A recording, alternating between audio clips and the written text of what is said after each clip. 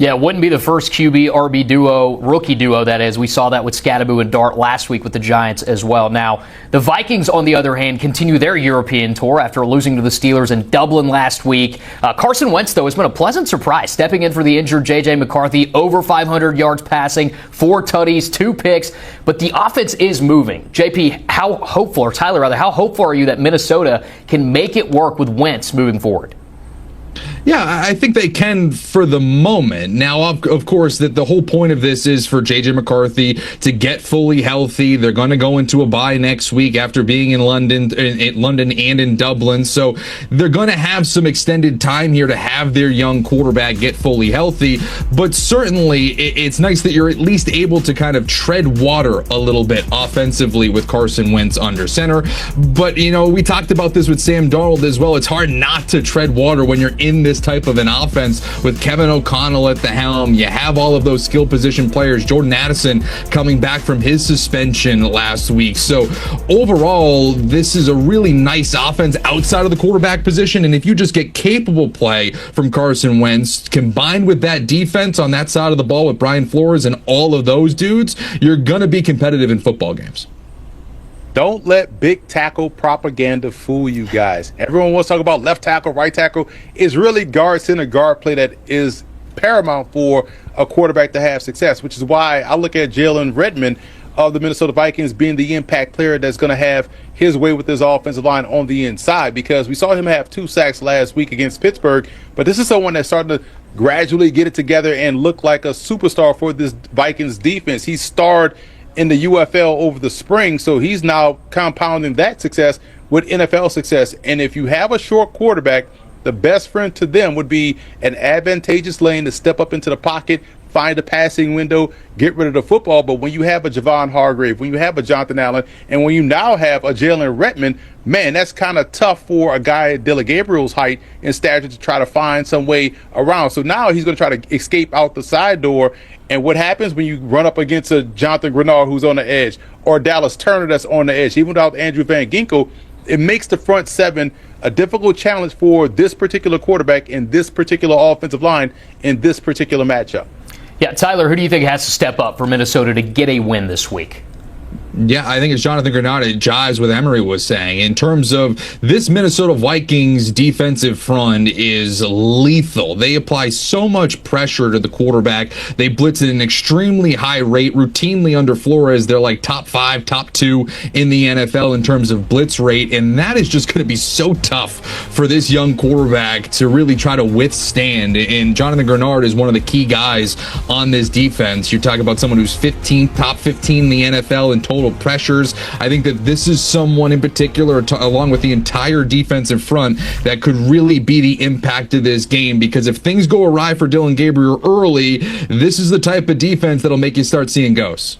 Now, fun fact, Minnesota is 4-1 in overseas games. The Browns have only played outside of the States once, 2017, losing to the Vikings. So, fellas, let's get some predictions here. You taking the Vikings or Browns in this one, starting with you, Emery? Taking the Vikings, where Dylan Gabriel had success and where he had some success in the preseason, it's a short, quick pass. Guess what Minnesota's going to do?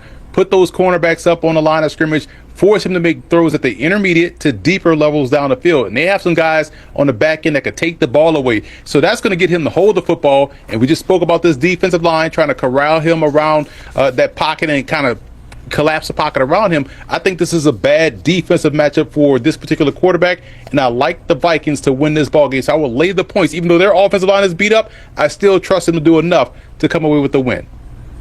Yeah, I co-sign with that. I don't love it because of what you just said, Emery. The Vikings offensive line is pretty banged up, but I just look at what the Minnesota Vikings defense is able to do against a rookie quarterback, making his first NFL start. That just feels like a recipe for things to kind of get out of sync pretty early and pretty fast for the Cleveland Browns offense. And I think that the Vikings offense, even with a depleted offensive line, has the acumen, has the skill at the skill position weapons to kind of put up points. I don't know if I feel the same way about the Cleveland Browns, so I'll lay the points here. I'll take the Vikings to win, but it wouldn't shock me if that Cleveland defense surprises us yet again like they did against Green Bay. Emery Hunt, Tyler Sullivan, always a pleasure to get your insight, fellas. and win against the Chargers, who were previously 3-0. Fellow rookie quarterback Dillon Gabriel gets the start for the Browns against the Vikings, this one over in London. And you think Dillon Gabriel is going to get his first win in his first try this weekend?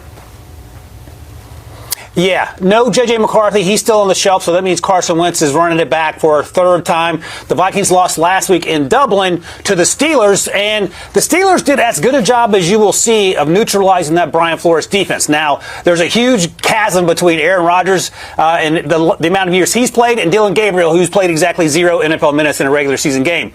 That said, that Browns defense is better than the Vikings defense, and this could literally be a 8-9 game, Tommy. I'm not sure how you get to 8, but there's a possibility that it happens. And I think it's going to be all about the defenses and then minimizing mistakes on the offense. We saw Carson Wentz under pressure a week ago, and he made some mistakes. Dillon Gabriel, by way of Kevin Stefanski, who has a great track record with young quarterbacks, it's going to be run the ball with Quinshon Judkins, and then it's going to be play action, and then it's going to be get the ball out of his hands quickly. The leading pass receiver on this team, Tommy, is rookie tight end Harold Fannin Jr. So look for him to target the tight ends, lean on the running game, and let Myles Garrett and company do the rest. And I think they come out of there with a win, and the under is going to be almost certainly less than 20 points. You already called the predictions with that part, too. I like that. It's almost like the double colony shot with the extra shot from Ryan Wilson. Last thing to talk about here is a game where both teams really need a win, given the expectations coming into the season. Texans and Ravens. In fantasy, Ryan, it's Woody Mark season. You scattered this guy. For Cleveland on Sunday with rookie Dillon Gabriel set to make his debut as the Browns starting quarterback against the Vikings in London. Gabriel will become the 41st QB since 1999 to start at least one game for the Browns, replacing veteran Joe Flacco after a 1-3 start. Here's Browns head coach Kevin Stefanski on why now was the right time to give the rookie the keys to the offense. Yeah, I think the big thing for me is we need to all be better. Daniel, we need to coach better. We need to block better, catch better, run better, all of the above. We need to be better. And I know the quarterback position gets quite a bit of scrutiny. I understand that, but this is about our entire team playing better. There's a lot of excitement, but with that excitement for me, it's just extreme focus. And I've been through weeks of prep and a bunch of them, if you go back, but you just continue to attack it with your process and how you want to accomplish that. But I think it's us coming together, like I said, not to be cliche or keep saying the same thing, but we have to come together and create momentum for each other so that we can create positive plays, put points on the board, and just take it one play at a time. We now welcome in our NFL analysts, Emory Hunt and Tyler Sullivan. Guys, I think we knew coming into the season the Browns would move on from Joe Flacco at some point this season, right? But Tyler, starting with you, are you surprised they moved on from Flacco now? And how do you think Gabriel fares in his NFL start in London, of all places? Yeah, not necessarily surprised that they've turned away from Joe Flacco after seeing what Joe Flacco is at this stage of his career after a first month. I mean, you look at some of those numbers in terms of completion percentage, passer rating, turnovers, and all of that. Yeah, you have to credit your football team. You have to show your football team that that is not the standard, especially when you have a defense playing as well as it is. They're kind of playing with one hand tied behind their back when they have a quarterback that isn't up to snuff. And if Joe Flacco is going to produce the way that he was producing, you might as well see what the young kids have and give your team a puncher's chance on a week in and week out basis. And now, saying that, this spot for Dillon Gabriel in particular, and we do this all the time whenever there's a young rookie quarterback, all right, what are the pockets in the schedule? What are the windows where it would make sense? London against Brian Flores and the Minnesota Vikings defense, that to me doesn't feel like the softest landing spot for Dillon Gabriel to make his NFL debut. In fact, there has been no quarterback in NFL history to make his NFL debut outside of the United States. So another variable that he has to deal with playing in London, as you said, of all places. So it's not necessarily the softest spot, but it makes sense why Kevin Stefanski's making the move now. It would have made sense in week one. We said this during the preseason, where if you look at how Shedeur Sanders and Dillon Gabriel played in the preseason, they were giving you at least Kenny Pickett level play. And if that was the case, then why not just start one of the rookies? And so, because what you did was just waste 4 games getting pitiful offense from Joe Flacco when you could have gotten growth from Dillon Gabriel or Shedeur Sanders. So it felt like you handicapped the team right out of the gate. And so now you're going to start this guy against that defense in an adverse situation, and he's going to have to try to make do. It wouldn't surprise me if it doesn't look pretty, but that would have been fine for week 1. But now you're trying to salvage your season, and you put him in a bad spot. So I'm glad he made the move to the youth movement, because this is a very solid team that could have gotten growth every game from a rookie quarterback starting. But now you kind of put everyone behind the 8 ball, because he's going to go out there and get his first start against arguably one of the best defensive coordinators in the game, against a pressure style defense that's just like Cleveland. But maybe that's a silver lining. He's played against a good defense all throughout his time with the Browns, so maybe he may be more apt to hit the ground running against Minnesota. So if the Browns do want to pull out this win, Emery, who do you think has to make the biggest impact? Is it Gabriel?